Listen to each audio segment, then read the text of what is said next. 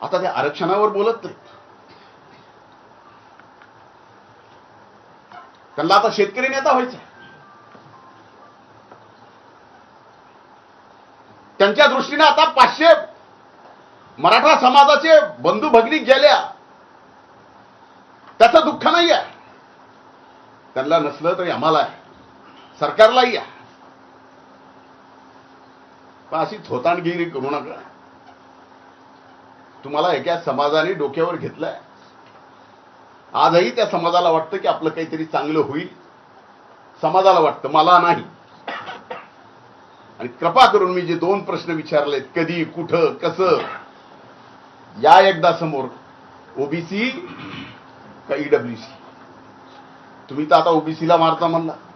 ते म्हणले धान्याचं बीज ठेवायचं नाही. ही धमकी द्यायची ऑन इयर. धनंजय मुंडेचं बीज सुद्धा ठेवायचं नाही. ही ऑन इयर धमकी कुणाला दिली? वंजारी जातीचं बीज सुद्धा ठेवायचं नाही. एका जातीला ऑन एअर धमकी कुणी दिली?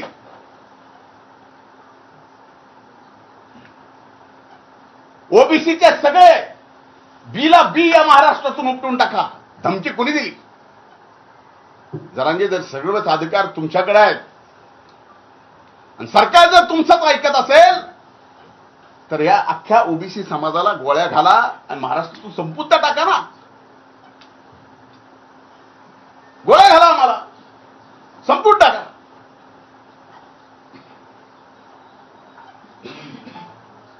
आज सगळ्या यंत्रणा जर तुमच्या म्हणण्यावर चढत असतील तर हेही काही सोपं नाहीत. आम्हाला संपूर्ण टाका. फक्त तुम्ही राहा. मला आजही आठवतं, ज्यावेळेस 17 तारखेच्या सभेत मी ईडब्ल्यूएस आणि ओबीसीचा मुद्दा काढला, त्यावेळेस मराठा समाजातल्या अतिशय हुशार, तत्वज्ञानी, शिकलेल्या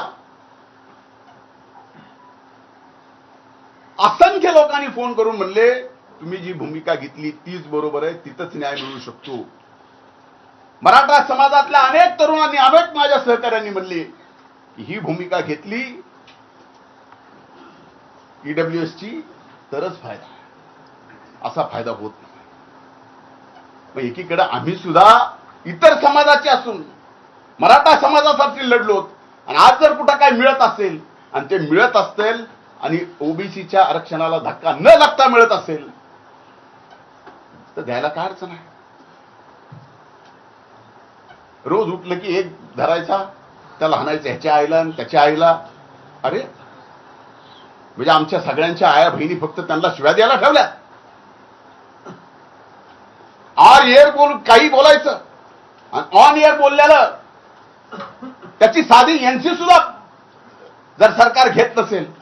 म्हणून माझी विनंती की हे प्रकरण सीबीआय कडेच गेलं पाहिजे आणि या प्रकरणामध्ये जे जे असतील त्यांच्या सगळ्यांची माझ्या सहित, माझ्यावर आरोप केला ना, माझ्या सहित ब्रेन मॅपिंग आणि नार्को टेस्ट करा आणि एकदा महाराष्ट्राच्या 12.5 कोटी जनतेला कळू द्या.